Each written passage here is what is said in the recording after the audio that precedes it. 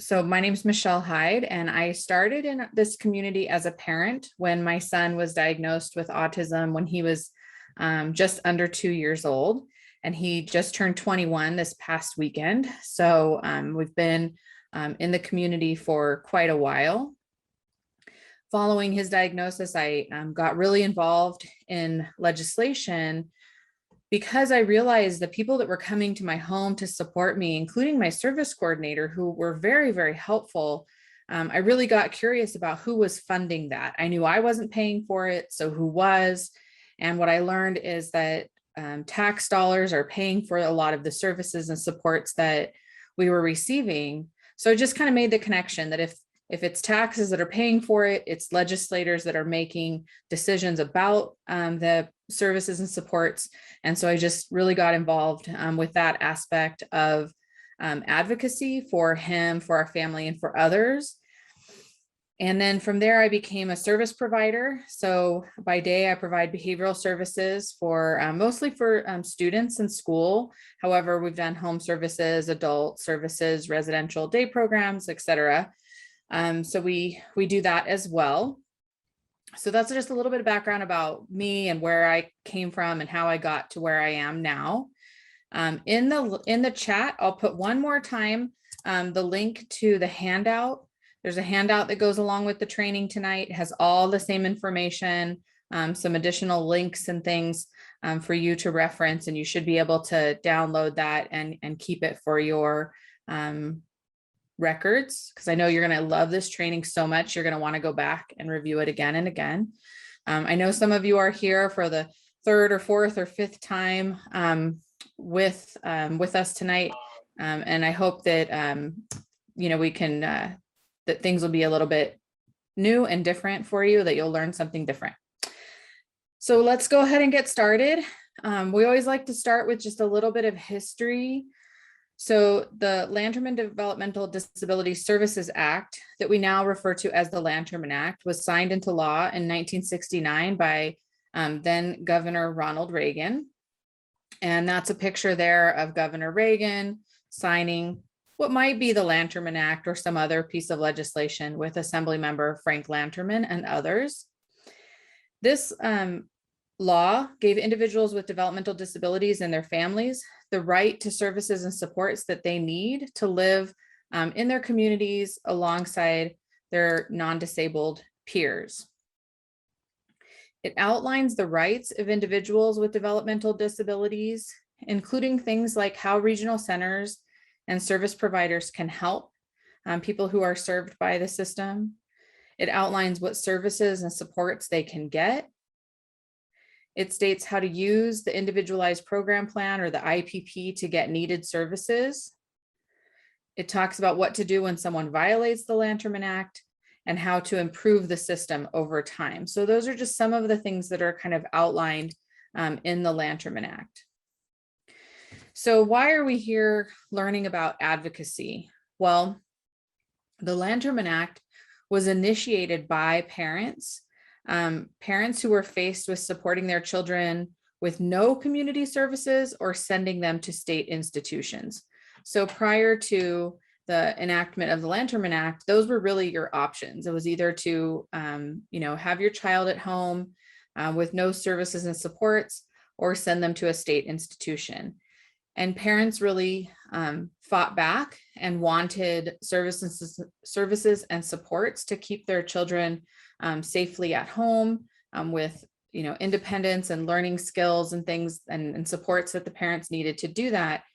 So they really lobbied then Assemblymember Frank Lanterman over 50 years ago, where they would approach him at the hotel where he was staying in Sacramento, and would really advocate for services and supports. So the Lanterman Act over 50 years ago was initiated by parents, and it's really only going to be maintained if we are an active community advocating for the funding for our community. So every year during the budget process, there's a lot of people vying for funds for different important causes.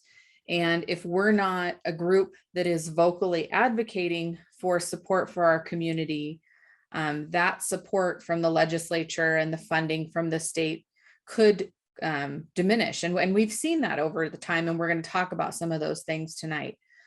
So for 50 years, the regional center system has really stood out as great public policy, and it's unique to California.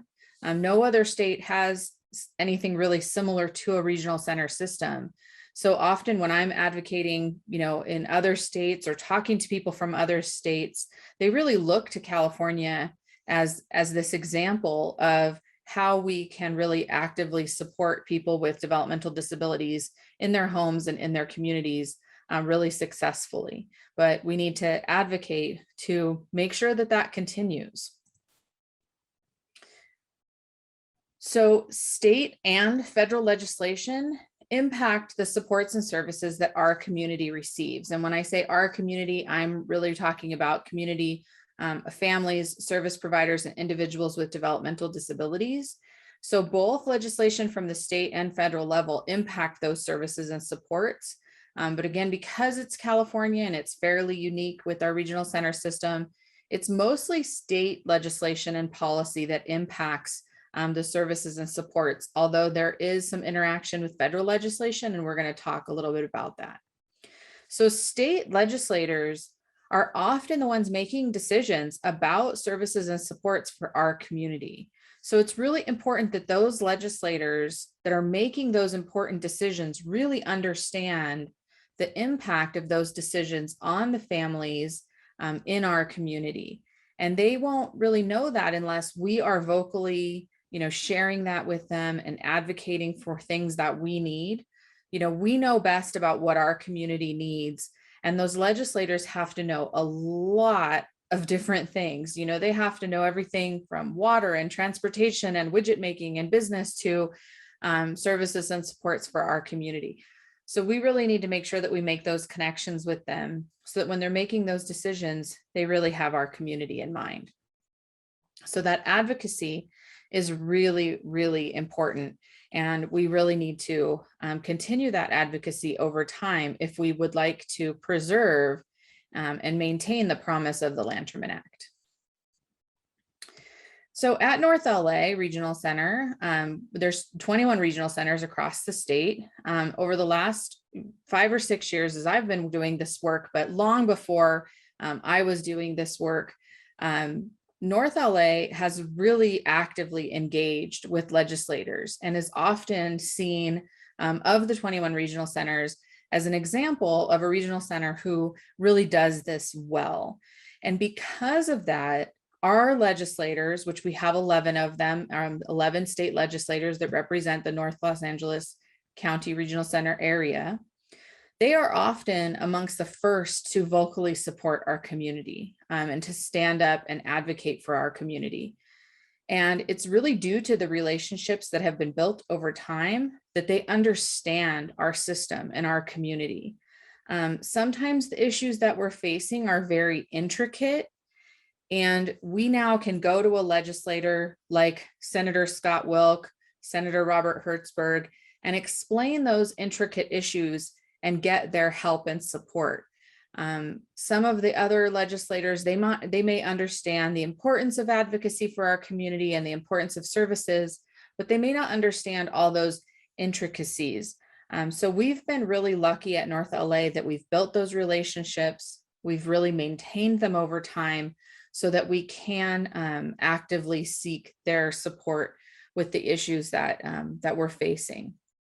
So I feel that continued relationship building and maintaining of those relationships is really important. And we're at a point right now where we have really good relationships with the majority of the legislators that we have. However, we're going to be, some of those are going to be terming out in the coming years, and we're going to be getting new legislators. And it's going to be, really important that we start to build those relationships with the new ones right away. So why is this so difficult? This engagement at North LA, it's hard work. It's a specialized skill set of know how to engage with legislators effectively, how to communicate with them, what they need to know, how their staff works, things like that. It's very time intensive. It takes a lot of time to do that. So it really takes resources and time and dedication to that advocacy work. And that's why all of you on the call tonight can be helpful in that work, because the more that you know, the more you can be actively involved in supporting the advocacy work. And like I mentioned, we also really need to work to build those relationships over time so that our legislators, our state and our federal legislators, they understand our community and they're making decisions that align with our best interests. So now going into some of the kind of process of things. So legislative change really happens a few different ways. It happens by changes to the Lanterman Act, and those are done a couple different ways, either through trailer bills or through the bill process, and we're going to talk about that. So we've actually seen some changes in our favor to the Lanterman Act just this year that we're going to talk about, which will provide additional supports and services to our community. It can happen through the budget process, and we're going to talk about that. And then there's these fun things called trailer bills, which we're also going to talk about. And then we're going to talk about the regular process for just a more traditional bill that we've also talked about during different board meetings and things. This is a picture of a self-advocate with Senator Scott Wilk. And this is actually before Senator Scott Wilk became a senator. He's actually an assembly member in this picture because it was several years ago. And this is a self-advocate from the North LA area who has actively gone up and advocated for change in our community. So funding for regional center services, it's important to note that 41% is federal funding. So that comes from the federal government to the state of California, specifically to support individuals with intellectual and developmental disabilities. And then the other 59% comes from the state general fund. So just because you can see that there, it means that some of the guidance for how that funding is used is coming from the federal government, and some of it is coming from the state. So the state does have some autonomy to use that federal funding as they see fit, as long as it's in line with the federal guidelines. But the state does have a lot of autonomy in how those funds are used often. Again, as long as it's in line with the guidelines coming from the federal government. But most of the funding is coming from the state general fund, meaning that is, it's state tax dollars that's being allocated for our community. So one of the most important processes having to do with legislative advocacy is the state budget process. So I'm just going to go through a little bit about how that budget process works. This is fairly much the way it works every year, although, in a year like this year and last year when we had COVID, it was, there was some changes to some of this, but for the most part, this is the pattern that it follows. So the governor releases what they call their January budget in January, usually about January 10th or so. They release the January budget, which outlines the state funding and spending from July forward. So they release it early in January, but that's really talking about what they're going to do in July. From January to July, there's a lot of budget hearings in the Senate and the Assembly. So they hold budget hearings. There's many different budget subcommittees that address certain areas. So for our community, most of the time, our budget is being discussed by the subcommittees on human services in both the Senate and the Assembly. So they hold those budget hearings, and public can give input and give comment during those hearings. And then the governor takes all that information, and he takes information that he's gotten from revenue forecasts, from the Department of Finance, and from the legislature, And then they put together what's called the May revise. Again, that comes out, between the 10th and 14th of May every year. And that's kind of really normally what our community is really waiting to see. Is the May revise going to be really in our favor, and there's going to be additional funding for our community, or we can have a big sigh of relief because there wasn't a lot of cuts? Or are we really going to have to advocate more because they are proposing cuts to our community? So once that May revise comes out, then the budget hearings continue. So there's additional budget hearings in the Senate, in the Assembly, additional negotiations, and then there's a June 15th deadline for the legislature to pass a budget. Now, they haven't missed that deadline since that constitutional deadline was put in place, because if they don't pass a budget by June 15th, then the legislators themselves don't get paid. So they don't get paid until they pass the budget. So they've always passed it on time since that change was made.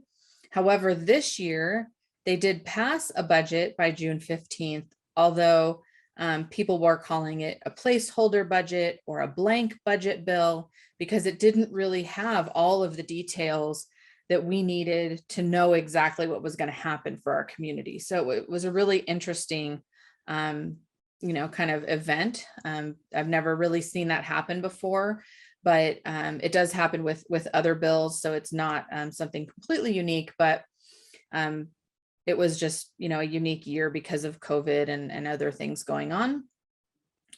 So once that budget is passed, then it goes into effect typically July 1st, although there might be pieces of it that are deferred, and we're going to talk about some of that tonight.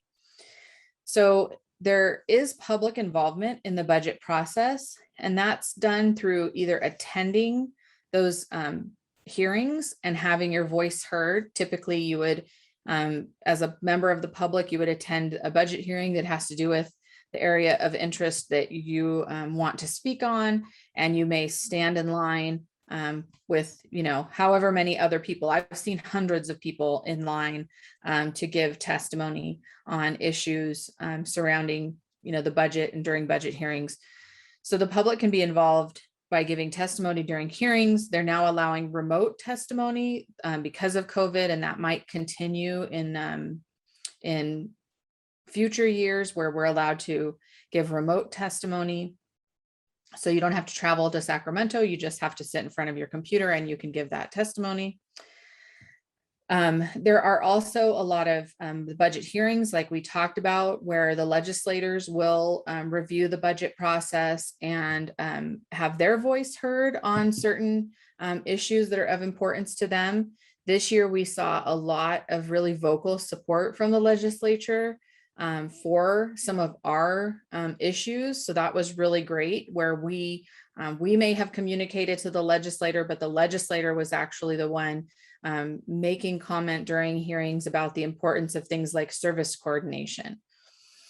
And then there's budget negotiations that happen between the legislature and the governor to kind of come to agreement on all of those final details. So legislators are really important in that budget process, because this year, for example, they were the ones that really stood up, said, stated the importance of things like service coordination, really advocated for the restoration of social recreation and camp. And that's why those things got done. It was because legislators said, this community has been waiting over 10 years for restorations that they were promised in 2008. They've never happened. We need to make this happen. And that was all because of legislators really advocating with the administration or the governor's office for things in our community.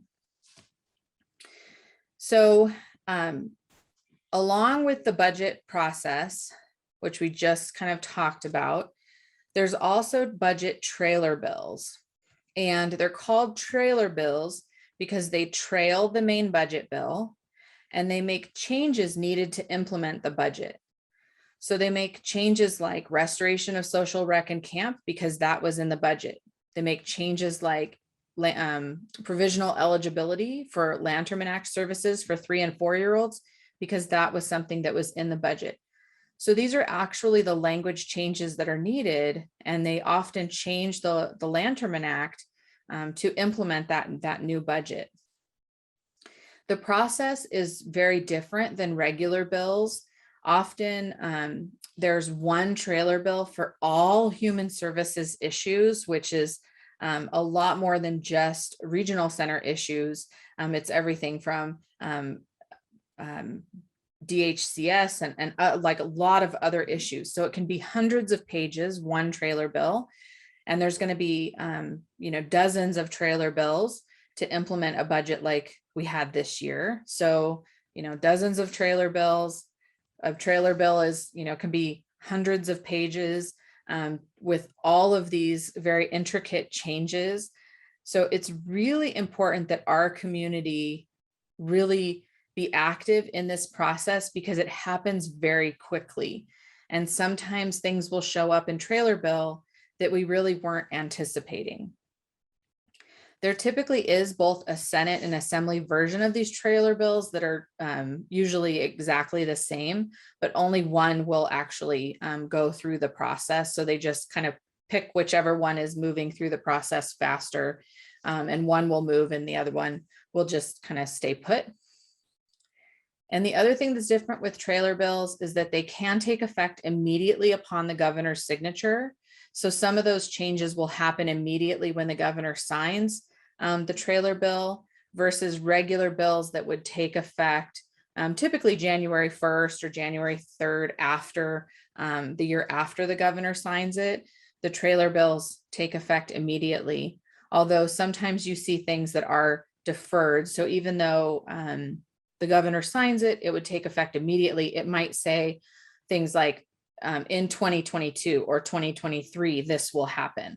So they still may have that delayed start date on them. And we're going to talk about something this year that did that. So the trailer bill process is actually quite confusing for most people. It has to be followed very closely. It's very fast. And again, these are the bills that trail the budget bill and implement the changes needed to implement the new budget every year. So here are some changes that our community has experienced since 2008. So, think way back, and some of you may have been involved in the system and some of you may not have been. But during the recession, they did make a lot of cuts. So they changed early start eligibility, and they made it more difficult for a young one to qualify for services and supports. That was something that our community really advocated very heavily to change back, because it eliminated those kind of at-risk kids, the ones that with the right type of support and intervention may not need Lanterman Act services for their whole life, but really can benefit from that early start services. And I know I advocated very heavily for restoring that early start eligibility, simply because I was concerned that had my son been going through this process later under these new eligibility criteria, maybe he wouldn't have been deemed eligible.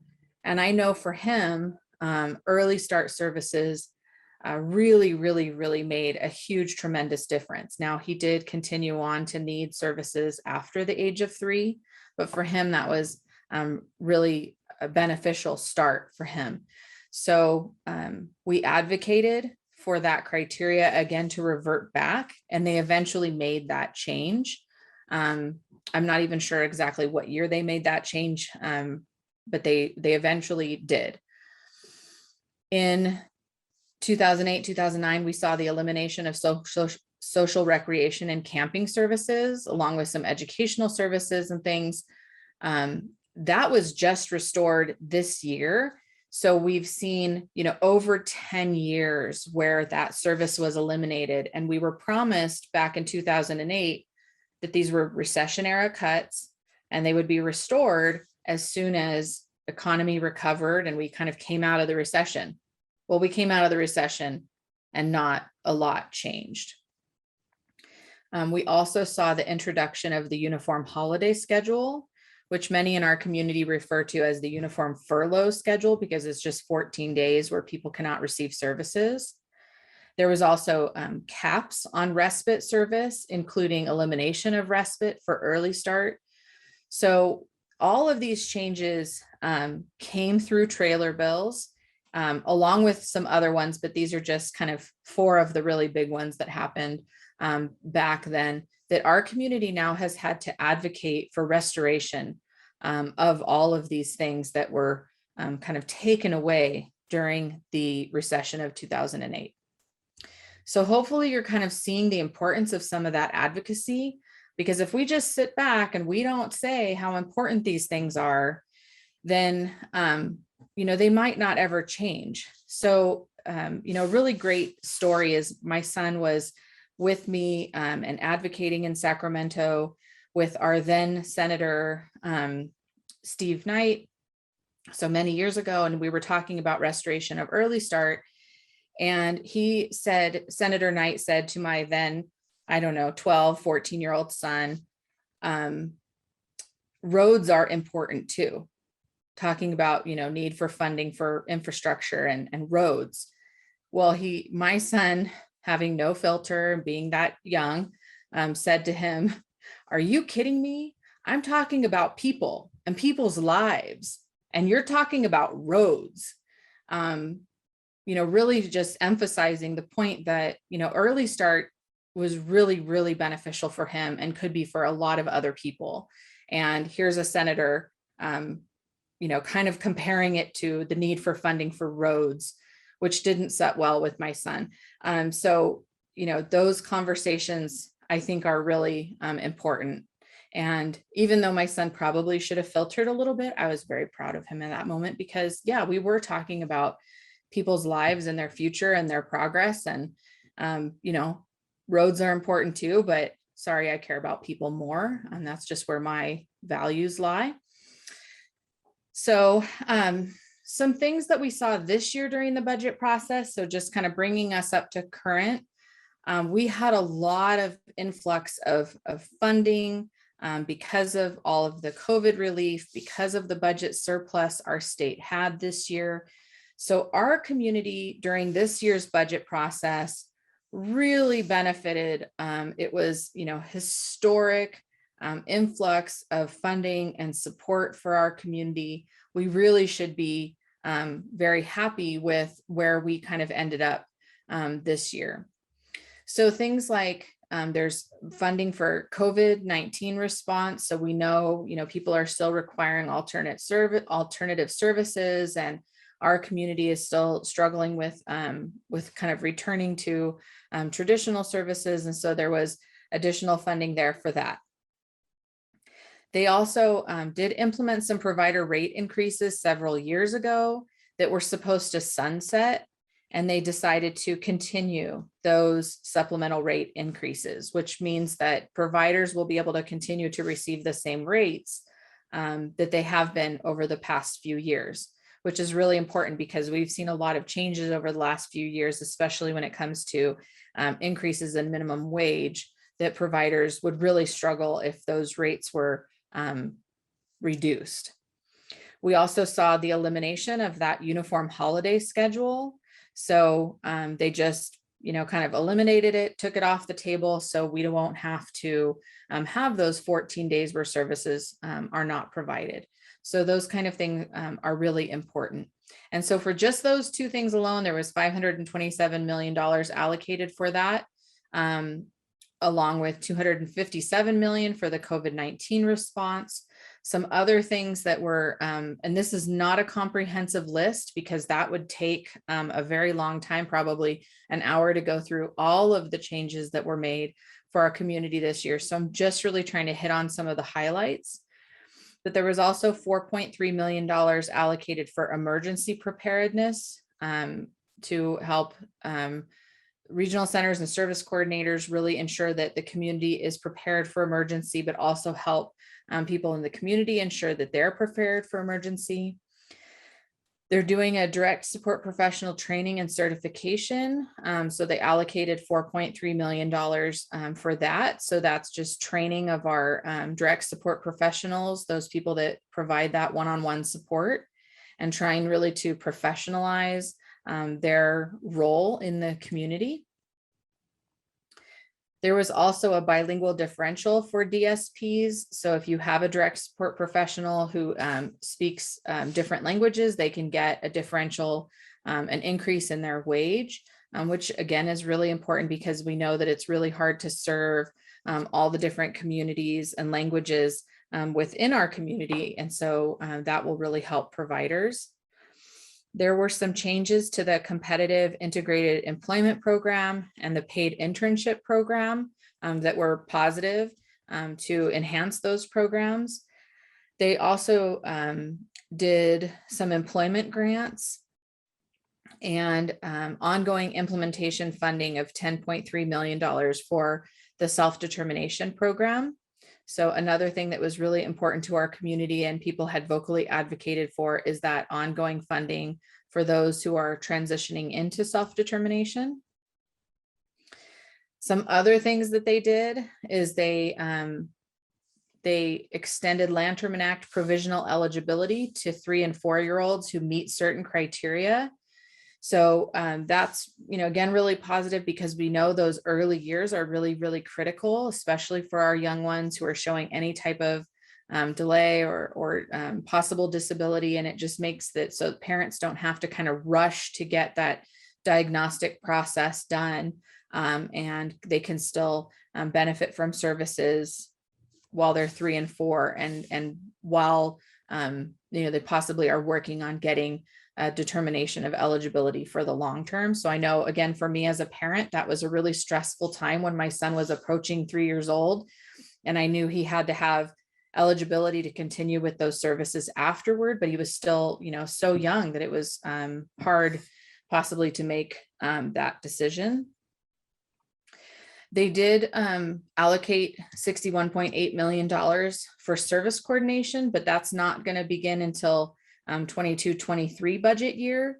So this is a example of something they put in this year's budget, but it won't start until next year. So they deferred it pretty much for a year, but they did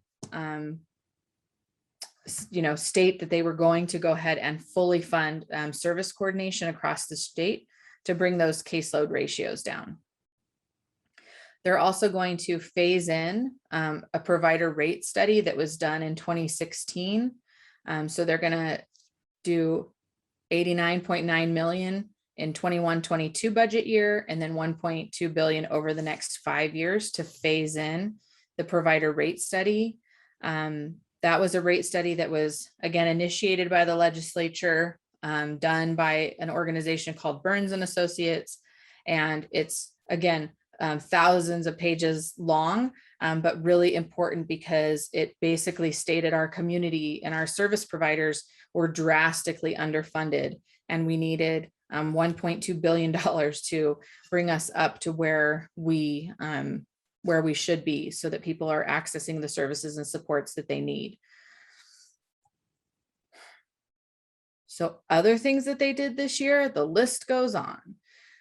They did restore social recreation and camping and some educational services, and they allocated $19 million for that in this budget year. However, there's additional funds in future years to fully restore social rec and camping. So we anticipate that providers and vendors who do that type of service may have to go through the vendorization process. They may have to kind of develop programs. There's not going to be as many programs and supports available in the current budget year, but as those programs are restored, they want to fully fund that.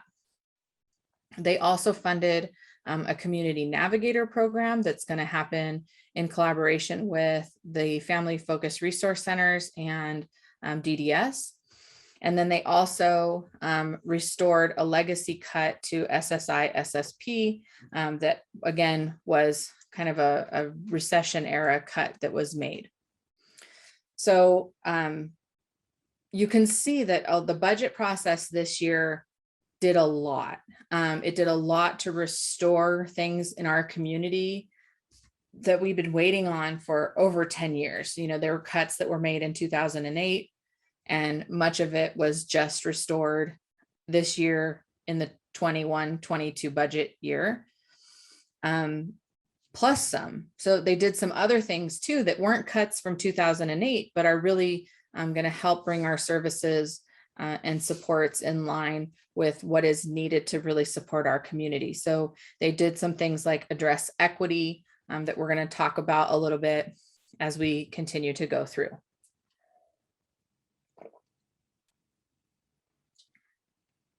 So I'd like to talk a little bit now about the bill process. So we've talked about the trailer bills, we've talked about the budget process.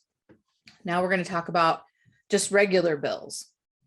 So some of you may remember, if you're old enough like me, you might remember the Schoolhouse Rock video about I'm Just a Bill, and it talks about how bill becomes a law. That video, even today, is still really accurate to how that process works, although that video is referring to the federal process. But in California, our process is very similar. So we're going to talk about the process in California, but think back to that, you know, cute video because it's very accurate still.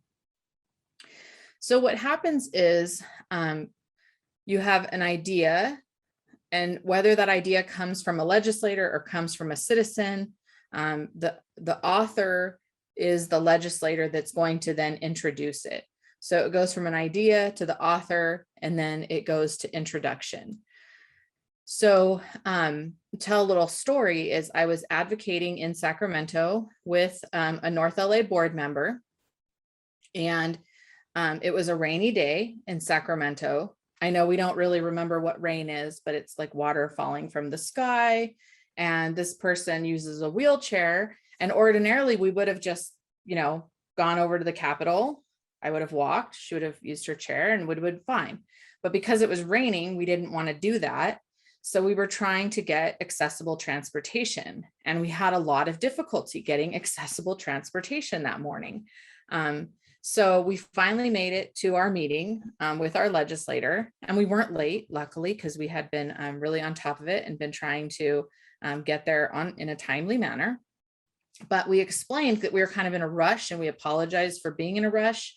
And the board member that was with me shared why, just said we had difficulty finding accessible transportation. And it's because there was, you know, the person uses access, and you had access in a different county is just a little bit different. So there was just some difficulty getting what we needed done that morning. So just in passing, we shared that information with this legislator, like, really sorry I'm late. We had trouble finding transportation this morning. And then next thing we know, like a month or two later, I got a call from his office asking for more information about it and saying they were going to author a bill to fix that problem. And we hadn't even been there to talk about that problem. We had just mentioned it in passing, but then they got the idea to streamline the process of access across counties.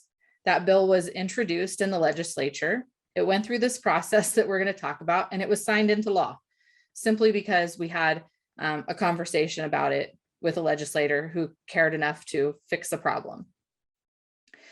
So that bill was introduced. So those ideas are authored by the legislator, then they're introduced, and they're assigned to committees. So a bill like that one that I just shared the story about would be assigned to a transportation committee, possibly human services, because it was kind of a human services transportation issue. Most of bills in our community are assigned to human services. They might be assigned to health committee. Sometimes they're assigned to 2 committees, sometimes only 1 committee. And on a rare occasion, they might be assigned to 3 committees. Then each of those committees holds a hearing to discuss the bill, and they have the legislator who's introducing it or who's carrying the bill. They have experts who testify against the bill, for the bill, and there might be community members as well who give comment during those hearings. Then it goes for a second and third reading in the House that it started in. And then it repeats the whole process in the second House. And then if it is signed by the governor, it would become law. So the process is really lengthy, and there's a lot of different pieces in it. And in fact, somebody was asking me a question today, we're at the end of session. And so some bills have died and some are 2-year bills. And how do we know? And the answer is it's very complex. So sometimes I don't know all those answers. And that's when we have to call legislators and ask, or ask people that know more than I do. But this is the basic process that it goes through. Once a bill goes to the governor's desk, which is interesting because that's where we're at right now. So Friday, session ended. So September 10th was the final day of the legislative session of this year. All the bills that were going through the process needed to be on his desk by Friday the 10th for his review. And he can either sign them into law, he can veto them, or he can allow them to become law without his signature. I've never actually seen that happen, although I assume it does because it's an option that the governor has to allow things to become law without his signature. I often get asked why that would happen, and I make an assumption that, maybe he doesn't want to outwardly veto something, but he doesn't want to sign an agreement or something like that. So it just could kind of be something like that. Or it could simply be, I don't know if this really happens, but the governor has hundreds of bills to look at over the course of this month. Maybe he just doesn't get to them all. I don't really think that's the case. I think he probably does his job like other governors before him, but that could be a case too. Once they're signed or vetoed, they go to the Secretary of State to be chaptered, and they're chaptered in order that they're signed. So if a bill can be SB 98, and once it's signed, it can be chapter, 213 of statutes of 2021. It just gets a number, and then it has a chapter number along with typically that the bill number remains. So we still will refer to bills that were passed a long time ago by their number, even though now they're chaptered. So things like SB 946 is the autism insurance mandate in California. That happened over 10 years ago, and we still call it SB 946, even though it in fact has a chapter number and has been law for quite some time.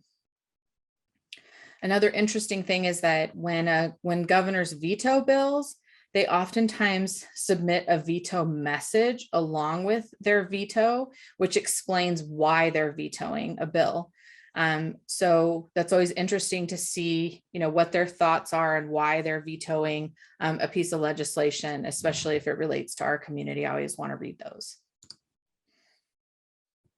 So here's again a little bit of information about how this bill process works.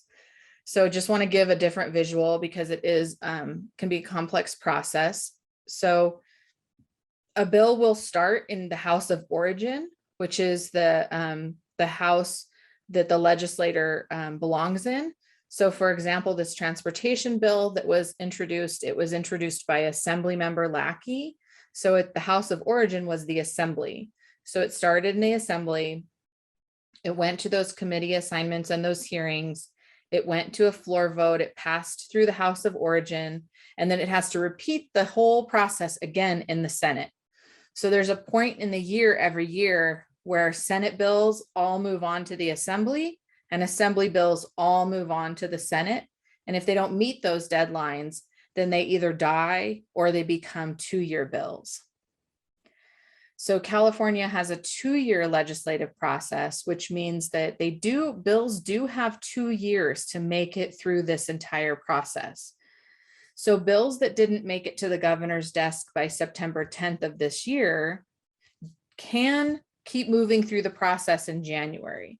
So those things that didn't pass through this year that have an impact in our community, we'll want to start looking at those same bills again in January to see, are they going to move or are they not?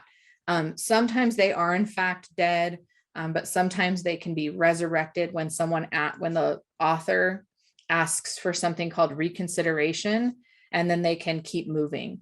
So it's just an interesting process, and I find it very fascinating to see, you know, what's going to happen and how the process kind of shapes up for different bills. I almost see it like a sporting event, so that's why I like doing this. So now we're going to move on a little bit to thinking about and learning about who represents you. So there are federal legislators. 2 United States senators represent each state. So we have 2 United States senators that represent the state of California in our federal government. And then we have 1 representative from the US House of Representatives that also represents us based on where we live in our federal government. So this is just talking about our federal legislators. So we have 2 senators and 1 US House of Representatives based on where you live. So California has many more US House of Representatives members, but only 1 represents you where you live. So to find out who represents you, I'm going to put a link in the chat. And if you you can go to that link and look up who your representative is. It didn't come through as a link, so I'm going to try again. Nope, it's still not coming through as a link. It's just well, hopefully you can copy and paste it. But that link should take you to this website where you can simply look up who represents you in the House of Representatives.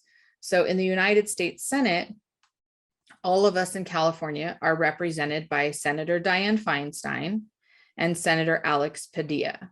The interesting thing about Senator Alex Padilla is he was appointed to fill the senator seat by Governor Newsom when Kamala Harris became our vice president. So she was our senator from California who became vice president, leaving an open seat. And so the governor then has the ability to appoint who is going to replace her. So Alex Padilla was our Secretary of State and had other positions in our state government, and he then moved over to the federal government. The funny story about him is right before the election and all of that happened, I was actually on a plane and he was sitting directly behind me, and we had gotten into conversation about something having nothing to do with politics, but little starstruck for me going, okay, you're Alex Padilla and you're talking to me. So pretty cool. Anyway, so this is the website here where you can find your federal representatives. So this just allows you to enter your zip code and click search, and you can find who your representative is in the United States House of Representatives. So if I were to enter my zip code here, what you would see is that my representative who represents Santa Clarita area, Antelope Valley area is Representative Mike Garcia. But we have other federal representatives who represent the whole North Los Angeles County area. So you might be represented by Representative Brad Sherman or Tony Cardenas or Kevin McCarthy. Those are the 4 that represent the majority of the North LA area. So it's likely that one of those 4 is your representative in the United States House of Representatives. So that should cover our 3 federal representatives, your 2 senators and your United States House of Representatives person. So you should know now those 3 people who represent you at the federal level. Now we're going to talk about California legislators. So California is divided into districts.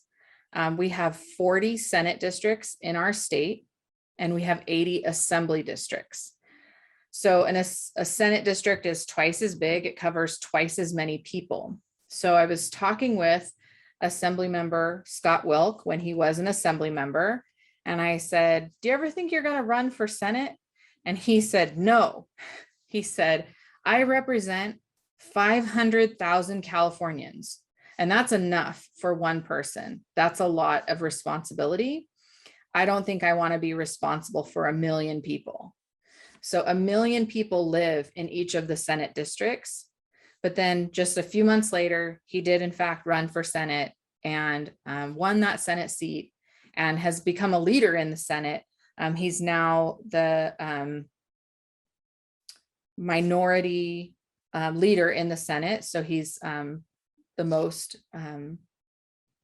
highest leading Republican in our state. So 40 Senate districts, 80 Assembly districts, and each person in California is represented by a senator and an Assembly member. So you have both of those people who represent you, who you can go to and do your advocacy work with. So if you want to find out who those people are, we're going to try the link again and see if I can get it to work. You can type in the chat if these links are actually working for you or not, but you can go to findyourrep.legislature.ca.gov, and there you just enter in your address, your home address, and it will tell you who your state representatives are. So if I entered in my home address, it's going to say actually that I'm represented by Senator Henry Stern and Assemblywoman Suzette Valadares. I live in Santa Clarita, so a little part of Santa Clarita is covered by Senator Stern, but the majority of Santa Clarita is actually covered by Senator Scott Wilk. So just depends on where you live as to who your representatives would be. So one of the first things that you need to do to become an active advocate is know who those people are so that you can, reach out to them and make those connections and talk to them about the things that matter most to you. And this is helpful in the advocacy work that we do for our community, but it's also helpful for other things.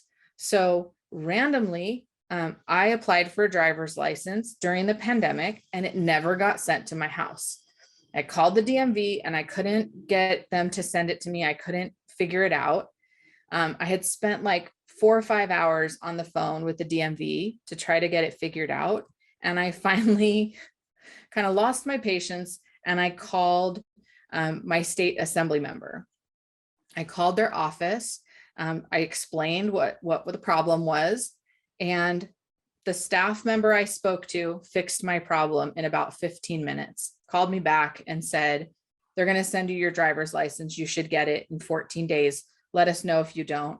And poof, it showed up in my mailbox.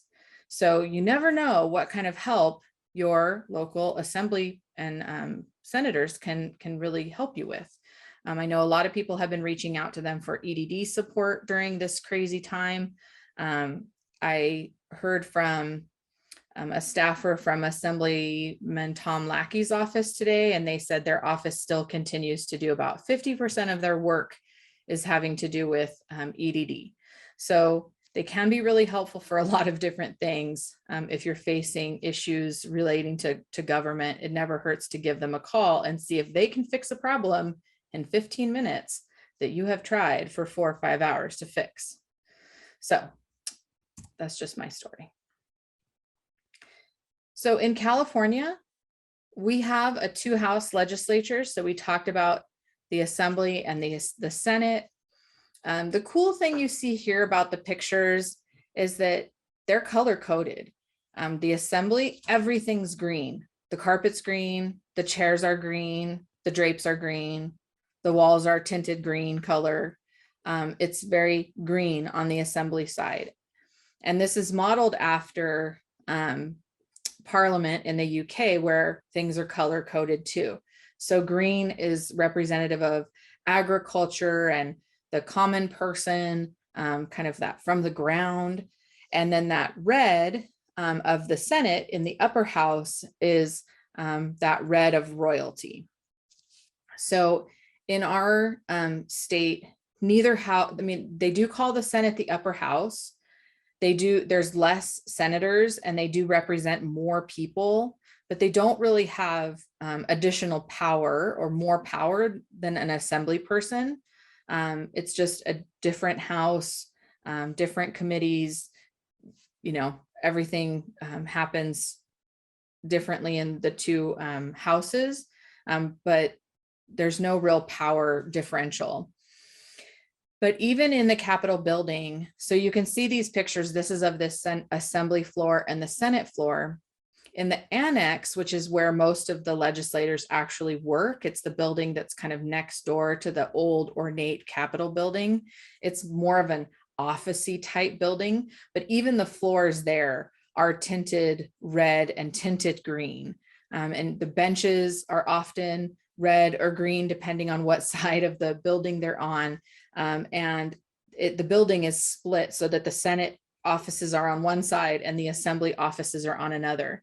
And Assembly Member Tom Lackey actually told me, he said, if you're ever in the Capitol and there's some kind of disaster, run to the green side, because he told me that the guards on the assembly side are armed and on the Senate side, they're not. I don't really know that that's true or not, but I thought it was a funny story. So this color coding does really help, because when you're watching hearings or you're seeing things on the television, you always know if it's an assembly or a Senate hearing based on what color you're seeing on the television. So it is kind of helpful for those of us who follow it often, that they have this color coding to the two different houses. What you're seeing here is a picture of one of the main hearing rooms in Sacramento.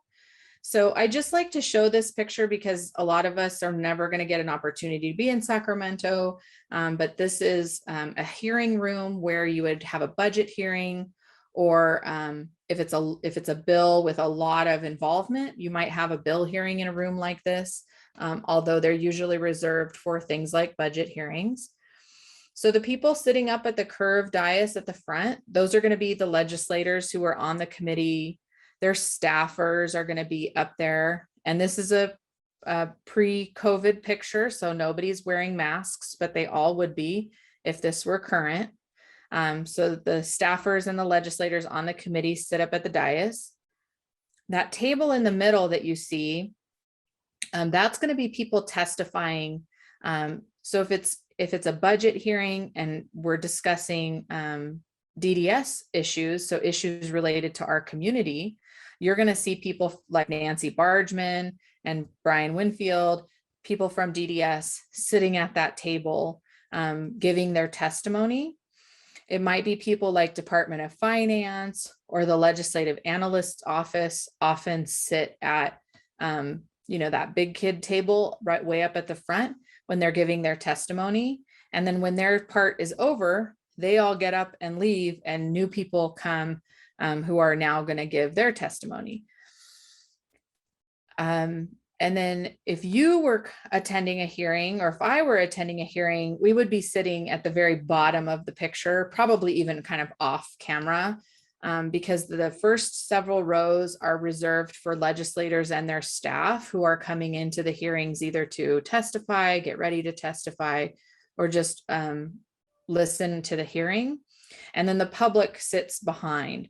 And this is actually a really large hearing room. So there's multiple rows of seating behind what you see in this picture.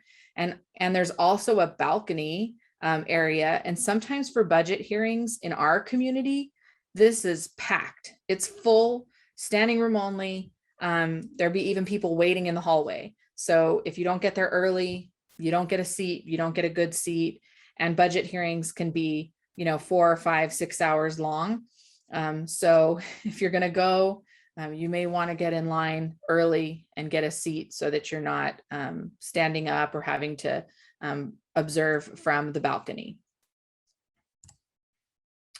But hopefully that gives you a little bit of an idea of kind of what it's like in the process. And if you're going to give public comment in one of these hearings, you can see that podium and the microphone that are right up front. Often they'll just have people line up at a podium similar to that to give public testimony, and the line will be very long, wrapping all the way around the hearing room. And sometimes, public testimony can take well over an hour to get through all the testimony. But if you're there to give public comment, they sometimes will say, we're going to limit public comment to 30 seconds per person or a minute per person because of how many people are lining up to speak.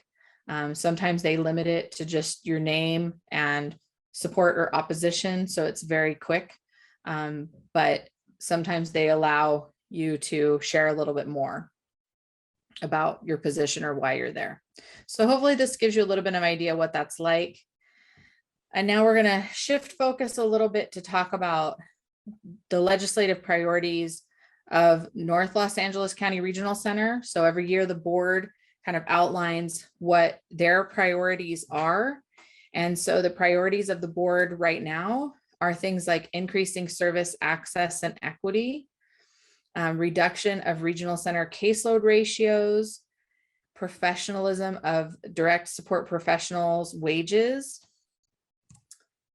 along with mental health awareness, ensuring that the self-determination program is implemented and people can transition to that, and also access and education of our law enforcement agencies. So I'm going to go through each one of these priorities and talk about things that either have been done in that area or that may be needed in the future. And how do we come up with these priorities every year? Well, board members and staff, we all want to listen to the community. We want to listen to those that we serve and support to ensure that the priorities and things that we're working on actively reflect the needs of the community. And so this year they did some surveying of the community. Board members themselves are members of the community, often parents and self-advocates who are really in touch with what is important in the community. We also just generally, hear from people in the community about their concerns. So that's really important that we listen and we take that into consideration. So one of the priorities is ensuring service access and equity. So this is ensuring that everyone has access to the services and supports they need, regardless of their language spoken, regardless of their socioeconomic status, that we can all access the services and supports. So something really exciting for our community, a lot of people advocated for passage of AB 445, which removed a barrier to access. So in the regional center application process, they had to ask for information, things like social security numbers for parents, that really isn't needed to serve someone in the regional center system, and was seen as a barrier to services because some people may not want to share their social security number. They may not want to give their social security number, and they may just choose not to access services instead of giving that information. And so the community talked to Assemblymember Calderon and authored a bill to remove that barrier to services. This legislation was sponsored by ARCA, the Association of Regional Center Agencies, and many other people in the community actively supported this legislation, again, to remove that barrier. And it was just signed this month, maybe not in September. I'd have to go back and look exactly when it was signed, but very recently passed through the whole legislative process and was already signed by Governor Newsom really quickly after it got on his desk. So really positive for our community to remove that barrier. A little more information is a bill is an AB when it's an assembly bill, and it's an SB when it's a Senate bill. So this bill is an AB, meaning that Assemblymember Calderon is an assembly member and the House of Origin was the assembly. It had to go through the assembly process, then the Senate process, then to the governor's desk for signature. They also, in the budget this year and in previous years, so this is not the first year they've done it, I think it's the third, maybe the fourth year, that they've done service and equity grants. So this allows regional centers and community-based organizations to apply for grants that can help ensure access to services and supports for underserved populations.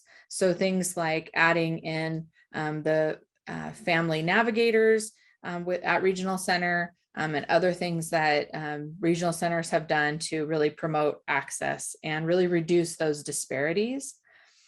Another thing that we talked about during the budget process was that they implemented the Community Navigator program in conjunction with the Family Resource Centers. So DDS is going to be partnering with the Family Resource Centers to do a Community Navigator program. And that's really where they train parents and other people in the community to be these navigators, these community navigators who are, from the community and can go back to the community and share information and ensure that people are getting access to services. And over the last several years, they've seen that Community Navigator program be really successful. So they want to kind of formalize and continue that.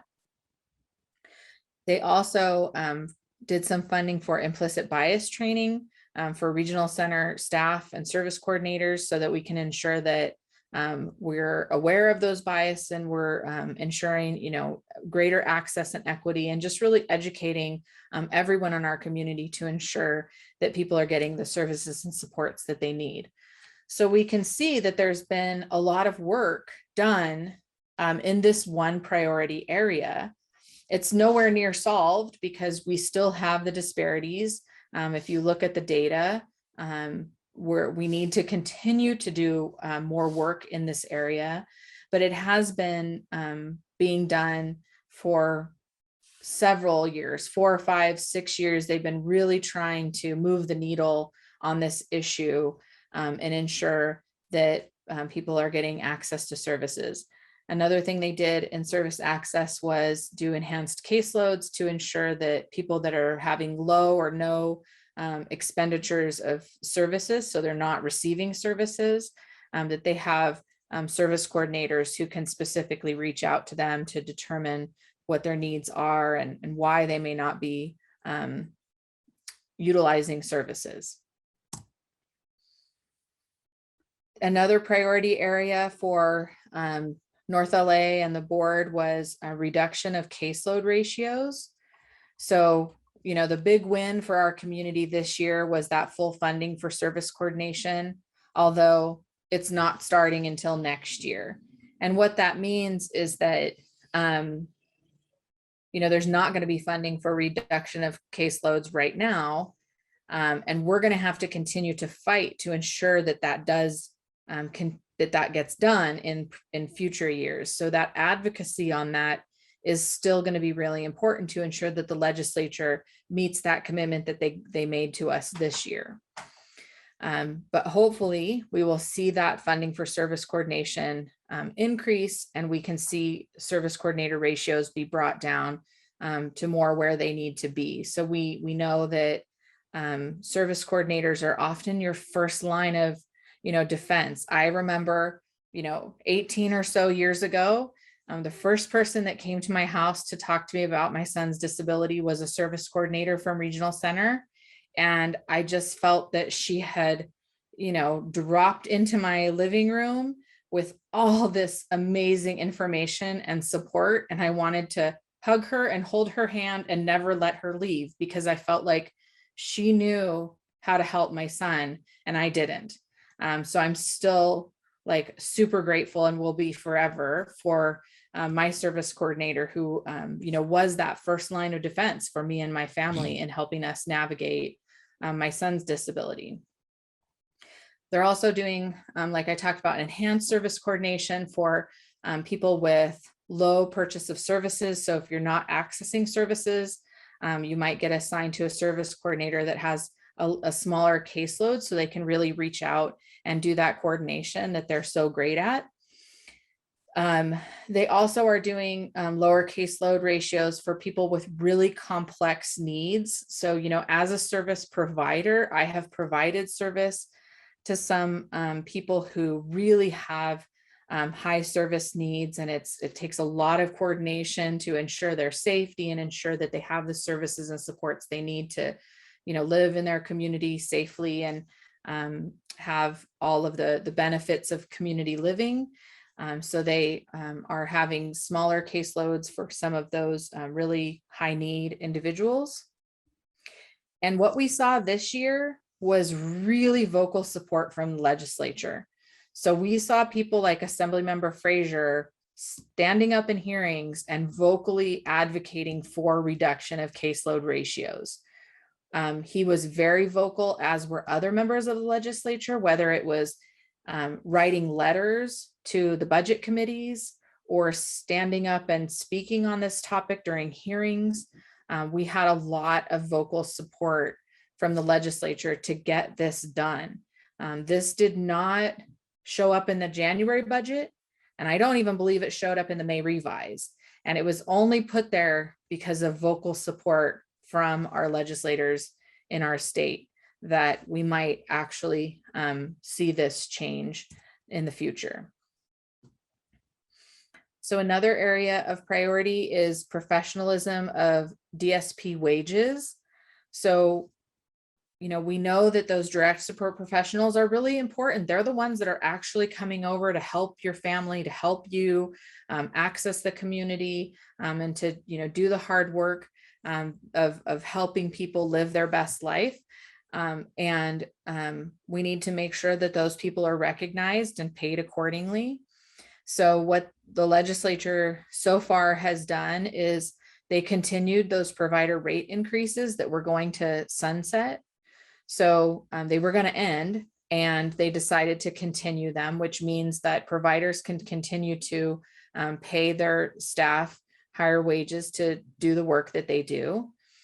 They did implement a DSP training and certification program so that direct support professionals can get training, they can get a certification, and they're really trying to professionalize that role. It's a really important role that people play in the community that's often just really not recognized. So we need to professionalize it and do some training and certification so that people may actually, one day go to a junior college and get a certification to be a DSP, and then go be a DSP who has some training and some education in how to best support people. They also are going to do a wage differential for bilingual direct support professionals, which not only is going to help bring in more DSPs who are bilingual to meet the needs of the community, but also hopefully will reduce or will help with some of that access and equity because we would have more bilingual DSPs in the workforce just in general. So that would be really helpful for the community. I'm not seeing any questions as we go along, but I'm happy to kind of address them. You can type them in the chat or you can type them in the Q&A, and we will get to them throughout or at the end of the training. So if you have those questions, please don't hesitate to throw them out there, and I can, I'm monitoring the chat, which is really easy right now because nothing's happening, but I can do that while I'm talking. Okay, so another priority area for the Regional Center Board was mental health awareness. And so here are just some things that have been done to support mental health awareness in general and in our community. Is one thing that was passed this year is SB 14. And if it wasn't signed, I believe it may have already been signed, but it will be likely signed in the coming days, is SB 14 that was authored by Senator Anthony Portantino about school employee and pupil training on mental health. So this is a bill that that I actively supported as a provider because it means that school employees and pupils will get training on mental health awareness. And often, those are the first people that are going to notice that, someone's having issues or may need some intervention is their peers and their school professionals. So it's important that we have appropriate training for them in noticing mental health issues and how to address them and how to seek help. So that'll be a really good bill for our community and just in general in the mental health awareness. There's also AB 1331 that was introduced this year that would create a statewide director of crisis services in mental health. So it's just a role within a state department that would look at mental health and crisis services. Hopefully that person would also look at crisis services for individuals with disabilities, because we know that's a major area of concern for a lot of us as well. But that's where advocacy can come in, because once that person is put in place, then we can reach out to them and share information from our community so that they can be informed and act accordingly. There were several two-year bills introduced. Here's a couple of them: is SB 279 by Senator Pan and SB 508 by Senator Henry Stern that also address mental health issues and challenges. So we can see that there's a lot being done in the regular bill process. There was also some things done in the budget process to address mental health in schools, and additional funding. There's also a major initiative right now in the state of California having to do with Medi-Cal, and there's some mental health stuff in there as well. So there are things being done to increase mental health awareness, but we still need to continue the advocacy so that when these bills get to the governor, they get signed, that there's support for them to continue through the legislative process. All of those things take advocacy from the community. I was in a meeting today and a staff member from Assemblymember Lackey's office was speaking, and one of the things that they said was they had had hundreds of calls on a certain bill with concerns from the community. So the assembly member had voted no. And that's what advocacy can do. You know, hundreds of calls to an office can alert them of an issue of importance, and then they can listen to the community and possibly vote as a representative of the people that they were elected to represent. So that's how advocacy can really work. Oh yes, these are some of the things that were done through the bill process, trailer bill process. This year was investments in youth behavioral health, where they're going to invest $4.4 billion over 5 years in youth behavioral health, which will also help address mental health issues. And then $186 million to DHCS to support community mental health services. So there are things really being done to increase mental health awareness and just bring services to the community. Another area of priority for the North Los Angeles County Regional Center Board was the self-determination program implementation. And a couple of things they did in the budget process this year was they did kind of initiate a self-determination program ombudsperson. So that's going to be a special office, an ombudsperson that can help with the implementation, and people in the community who are struggling with that implementation will have somebody to kind of go to help with that. This was an interesting thing because it was a bill, and it was a bill that was going through, and we had discussed at board meetings and such supporting that legislation. However, it was included in the budget. So the bill is no longer needed because it was done in the budget process instead. But that's a big win for the community because it just means that that bill doesn't have to go through that whole process. It was included in the budget and the bill is no longer needed. And actually that happened with the Community Navigator program too. The Community Navigator program had been a bill that was then just included in the budget. And then they also allocated $10.3 million for ongoing implementation for the self-determination program.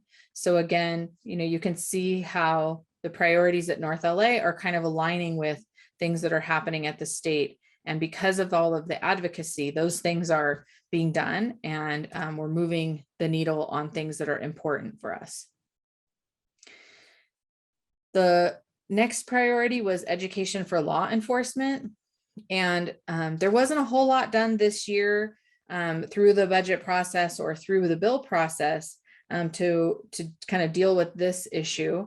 But there was AB 971 by Assemblymember Gray that would allow individuals with intellectual and developmental disabilities to apply for a driver's license or an ID card that had an indication that they have an intellectual or developmental disability, so that if interactions with law enforcement might be difficult, then there would be that indication. And if they showed their ID, that the law enforcement people would be able to act accordingly. I thought this was a really positive bill. The only thing I didn't like about it was that you had to pay, I think, a $5 fee to get that added onto your license or your ID card. And I thought we shouldn't have to pay a fee. So I would have advocated for some amendments to that bill so that there was not a fee associated with it. However, unfortunately, that bill looks like it died and may not continue on the process next year, but we'll have to wait and see if it does continue or if it in fact is really dead. And if a bill dies completely during the 2-year process, that same idea cannot be introduced again until the next 2-year process. So if this bill is in fact dead, the idea cannot be introduced again until 2022, 2023. It starts in odd years. So it cannot be introduced again until 2023. But I would say, you know, if we as a community feel that this would be important, that we continue to talk with Assemblymember Gray to continue pushing for this with that fee removed. That's what I would advocate for. But just thinking back, in 2015, there was a couple bills passed. One of them was SB 11 by Senator Bell, and there was another one by Senator Bell that increased training for law enforcement officers on mental health. So that's, you know, been implemented, and there's additional training included in their post training, which I guess is, or not, I guess it's their initial training that they go through as law enforcement officers, that does include information on mental health and individuals with intellectual and developmental disabilities. But we obviously know from events that have happened in our community that there's not enough being done on this. And we need to continue to advocate for increased education for law enforcement on interactions with our community so that we can keep everyone safe. So now we're going to go through how to be involved, and we're going to talk about legislative visits, annual legislative events that are done, how we maintain those relationships, candidates forums and their value, and just relationships with other disability organizations. So these are kind of a lot of the ways that North LA has determined that they would engage with the legislative process and advocate. And so we're going to go through each one of them and just share a little bit of information. So during our legislative visits, these can either be in the Capitol in Sacramento, or they can be local in local offices. So all of our legislators have both Capitol offices in Sacramento and local offices in their local area.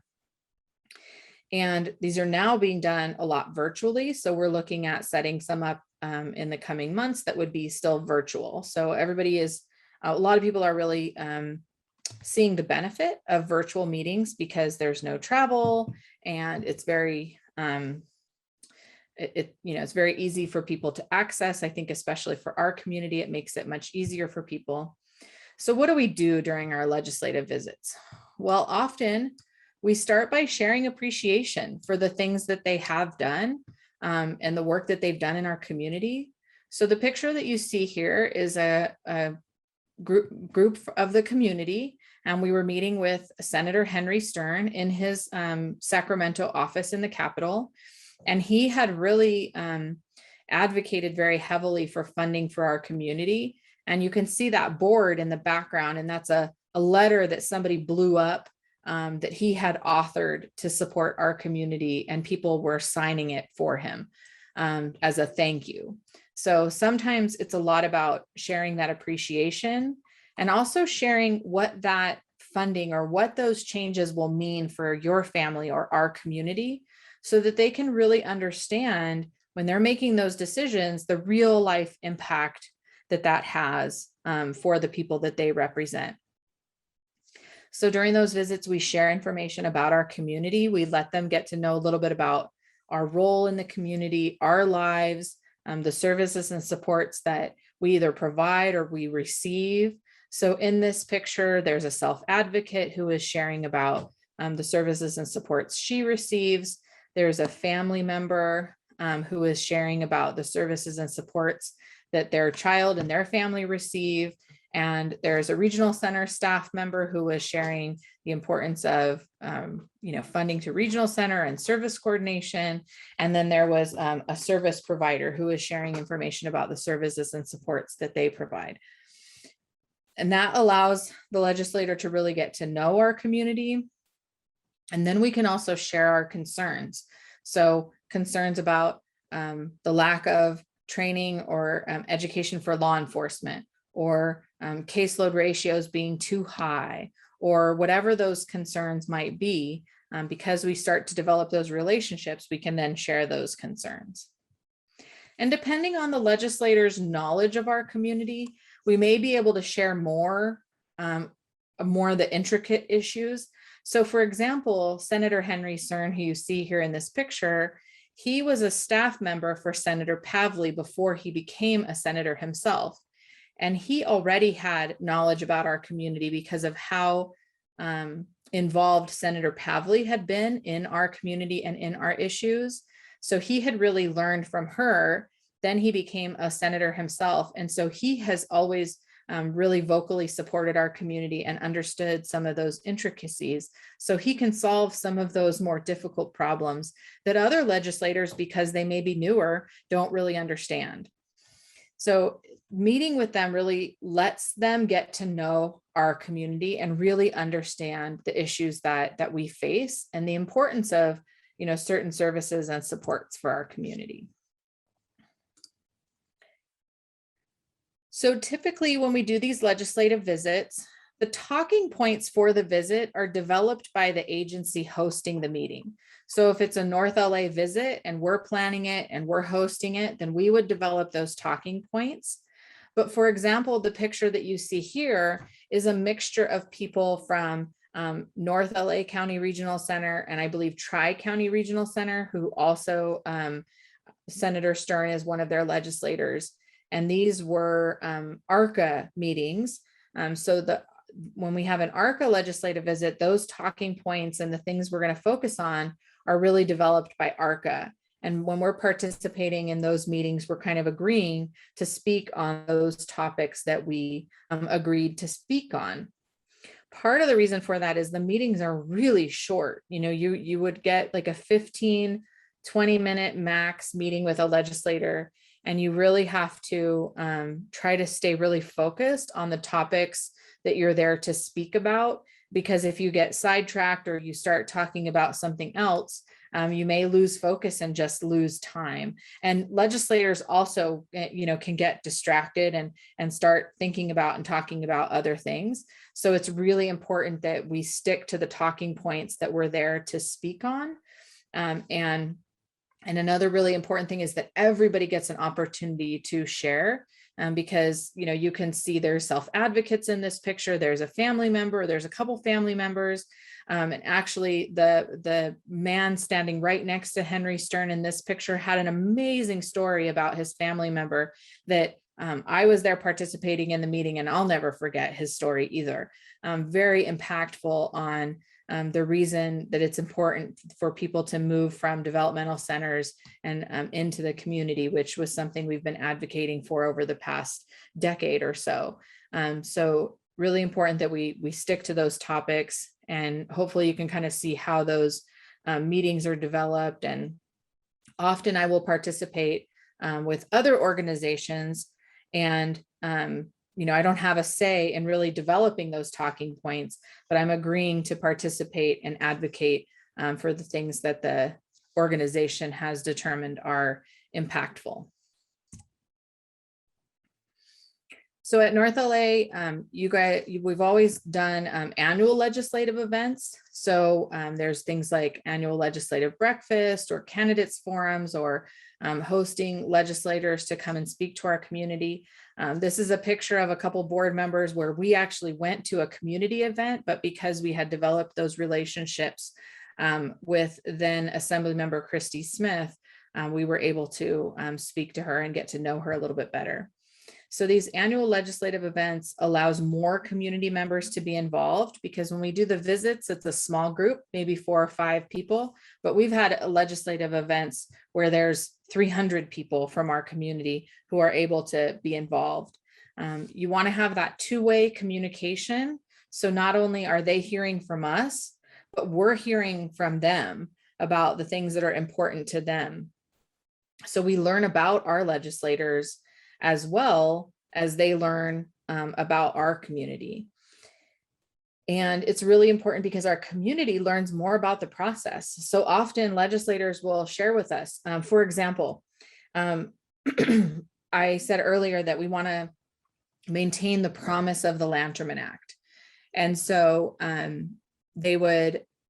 people would say, keep the promise, as like a kind of hashtag for our community, keep the promise. And a legislator told me once, they said, when you say that, we don't really know what you're talking about, because keep the promise could mean a variety of different promises that the legislature has made over the years. And we don't know really what you're talking about. So it's important to be more direct and explicit, like keep the Lanterman promise, or, the maintain the Lanterman Act. Then they're like, oh, okay, now we know what you're talking about. So those little things kind of come out when we were able to really connect with a legislator, and then they can share from their perspective information and we can share from ours. For example, we've gotten to the point now with Senator Scott Wilk, who's been in the legislature for quite some time. He's very familiar with our community, that he's just like, okay, get to the point. What do you want? What do you need me to do? What's the problem? He doesn't want to hear all the fluff, because he already knows the importance of our community, and he just wants to help us solve the problems that we're facing.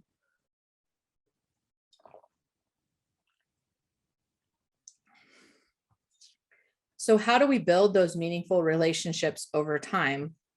Well, here are some pictures to show a little bit about how we do that. And if you can tell, one of these pictures is with Assembly Member Scott Wilk, where you can see the green, with my son when he was much younger. And you can see that my son is shorter than he was at the time. And then this is a more recent picture, I think from 2016, of my son with now Senator Scott Wilk. So he remained in the legislature, became a senator, and actually for many years hosted an event in our community called Transition to Independence, where he funded and helped support a transition conference in Santa Clarita and in Antelope Valley for our community, to share resources and bring in speakers and things like that. So that was an area of interest to him, so he did that. But you can see that we've had that relationship over time, which has really allowed Senator Wilk as a legislator to really get to know our community and understand the importance of our community. Now, we're really lucky with him as our legislator, because the very first time that community members sat down with him, it was when he was a candidate for office. And we had decided, hey, let's meet with him and see, see if he knows anything about our community and share information about our kids. And it was a group of moms. So we sat down with him and started talking with him, sharing our concerns, sharing information about our kids. And he started crying. And we kind of went, oh no, we made the legislator cry. We don't want to do that. And then he said, no. I'm really sorry. I cry very easily. And this is just bringing back a lot of memories from my own personal experience. And he said, my daughter had an IEP in school and was told, she'll never graduate. She'll never amount to anything. And, now, well, back then she had just graduated from college and was getting ready to be a teacher. And she has now, continued with her adult life and is a teacher, very successful, doing really well. But that brought back all those emotions for him when we were sharing our information, and also just showed us why he's such a vocal advocate for our community, because he knows exactly what it's like possibly to sit on our side of the table. So he's always been really, really connected. And it's because we shared those personal stories, we made those connections. So, you know, I tend to be a nice person. I try anyway to be a nice person most of the time. I have my moments, of course, like everybody does. But I always make a note to ask him about his family, because his family is really important to him. And I've gotten to know a lot about them over time. So that's how we've made those connections. It's not just always focusing on our issues, but, you know, it's a two-way relationship. So we get to know them over time. They get to know us. They get to know our family. They get to know what issues are important to us. And in fact, when I see Senator Wilk, he always is looking for my kid. He'll like look behind me and, you know, is he here today? Because he likes talking to him way more than he appreciates talking to me. So it's pretty funny because I have to say, no, he's not here today. It's just me. Sorry, you're stuck with just me. But they've developed those connections over time. And in fact, Senator Wilk loves, we have a series of pictures that show my son getting taller than him over time, and he thinks that's just hilarious. So just, you know, making those connections with people. Here's another great picture. I just love this picture. Really shows the importance of really making those connections.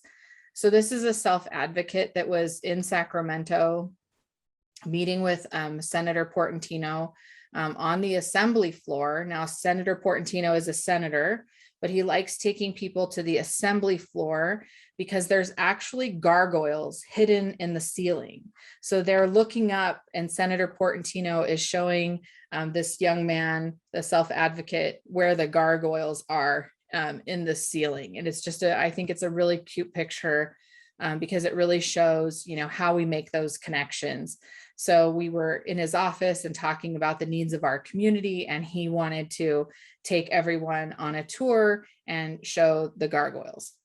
So it's a great picture because it just shows that connection to me so much. So how do we make those connections? I was at a conference once, and there was a really dynamic speaker named Sue Swenson. I wish I could be just like her. And she said it takes 7 connections over time to really develop that relationship. So what are your 7 connections going to be?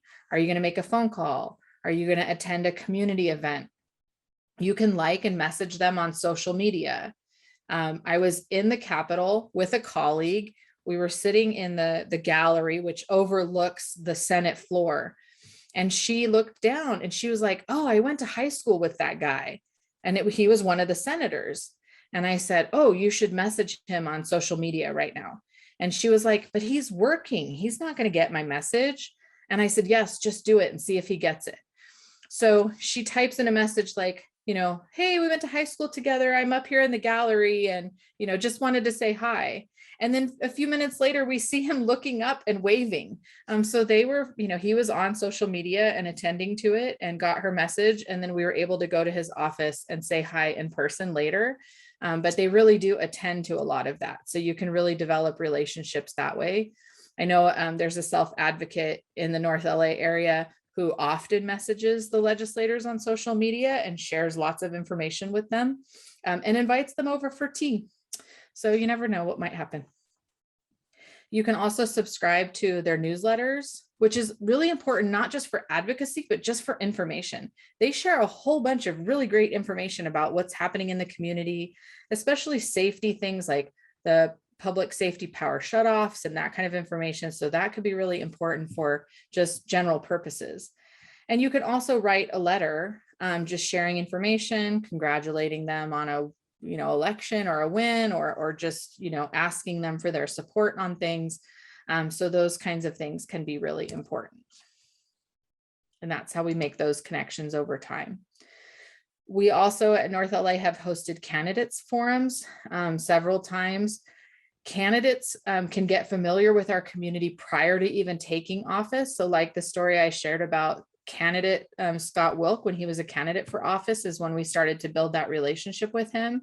And that could be really important because they get to know our community before they even get elected. And we can really set that up for that relationship for the long term. So it really leads to those long-term relationships. And everything always has two purposes. It allows them to get to know us, but it also allows our community to really be educated voters and to be involved in that process.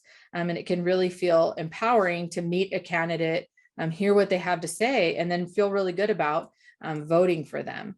This is a picture, candidate Henry Stern, when he was running, we did have a candidates forum. He came and he was just shocked by how many people there were, because this was back in the day when we did things in person, and we were at Sam's Cafe at New Horizons, and there was standing room only in that room for that event. And he said that that was the most people that had ever attended a candidate forum that he had been to. So he was pretty impressed with our community and the turnout. Then we really want to make and develop relationships with other disability service organizations. So here's just a few of them. There's the State Council on Developmental Disabilities. And if you're a parent or a self-advocate and you're not aware of the resources that they have available on their website, I have to say they've done a great job during the pandemic of really sharing a lot of great information, especially about health and safety with our community. So you want to check out their website. Also, Disability Rights of California, the Lanterman Coalition, and the ARC of California, all that are groups that are advocating in our community. We really want to ensure that our values and things are aligned, that they're hearing from the regional center community just as much as they're hearing from individual members of the community, so that when they're advocating, that it's things that we agree with. We don't always agree with everything that DRC or State Council or the ARC advocates for, but as much as possible, it would be great if we did.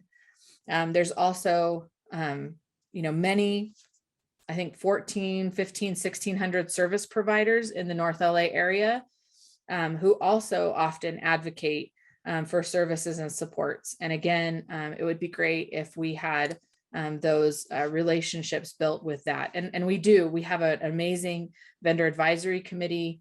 Some of you here might be on that committee, and that's why you're here today, that we've developed that really great relationship over time. So where are we right now? Well, today, actually, is the final day of the gubernatorial recall. So there is a recall effort for Governor Newsom, which is today. Hopefully you all already voted and you sent those ballots either in through the mail or you went to your local polling place and voted. We did a couple really great trainings for the self-advocacy group and the community advisory committee on voting and the recall. And then right now, like I said, we're at the end of session. So all the bills that are going to go through the process are right now sitting with the governor. And we have to, wait to see, is he going to sign or veto the bills that we care about in our community? And he has until October 10th to sign, veto, or let bills become law without his signature. So by October 10th, kind of everything will be done and we'll know the outcome of all of the bills that are sitting on his desk. And then the second year of our 2-year legislative process will begin on January 3rd. So we will, kind of take a break from all of this legislative action from October 10th till January 3rd. But during that time, it's really great opportunity to continue to maintain and develop those relationships with your legislators, because when they're not in Sacramento, so like right now, the legislators ended session. So they're all in their local districts, in their communities, either attending events or working with constituents, working with their staff on different issues. So this is a great time to meet with them, talk with them when they're not, going back and forth to Sacramento. So during the legislative season, a legislator goes to Sacramento Monday through Thursday, and then they come back home into their home districts usually Thursday night, Friday, Saturday, Sunday, and then they travel back to Sacramento. And during the time like right now, they're just home that whole time. They might take vacations too during that time, but it's a great time for us to engage with them. So here's some advocacy tips. Just, you want to educate yourself and others. So you're here today learning. You want to research other engagement opportunities. So how can you be involved, and where are there opportunities to interact with your local legislators? And we do that a lot at board meetings, sharing community events and things that are happening so we can get out there and talk with them. We want to network with others. So network with those other disability service organizations, network with ARCA to continue that advocacy work. And then you want to inspire and engage with others. So you're here tonight and that's great, but do you have someone in your family who's a new voter that you want to make sure is engaged? Then make sure that you, share information with them. And this advocacy work really requires a lot of hard work and determination. So it's critical that we really continue to do this work, because we've come a long way. And especially, like I mentioned, North LA is really seen as a leader in this. I really look at this picture very critically, because that person that the boulder is going to roll over if we don't continue this advocacy work are families and individuals with developmental disabilities that need services and supports to live full lives. So we can't afford to stop pushing that boulder up the hill. We just can't.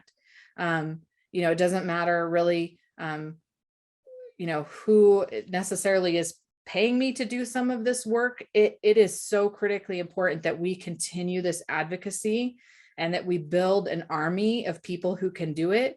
Because if that boulder falls down the hill and we don't have the services and supports for our community, those are families and people's lives that are going to really heavily be impacted by that lack of services and supports. And I really do not want to go back to a time of human warehousing and institutionalization for our community. We've come out of that, and we really need to maintain and continue those community services. So for me, this is something that I will just continue to do throughout my life. And I feel really lucky to be able to do a lot of the work in this area, because it's so critically important. When I talk to Tom Lackey, Assemblymember Lackey, he's always just, how that this is so easy advocating for this community. He'll often say it's a no-brainer. Like, these are the people that really should be getting our support. And he's often sometimes is baffled by the fact that we don't get the support that he thinks that we need. So I want to leave you with a little bit of inspirational quote, which is, "Never doubt that a small group of concerned citizens can change the world. Indeed, it's the only thing that ever has." So whether we're a group of 3 or 4 or 300,000 across the state, we really need to be actively advocating. So we can turn this small group here today. So there's 27 of us here on this call, maybe a couple more, including me and Sarah and Michelle and Ruth, but we're a small little group, and we can share this information with other people. And pretty soon we can be an army of people that are advocating for these causes and really making a difference in our community and for the people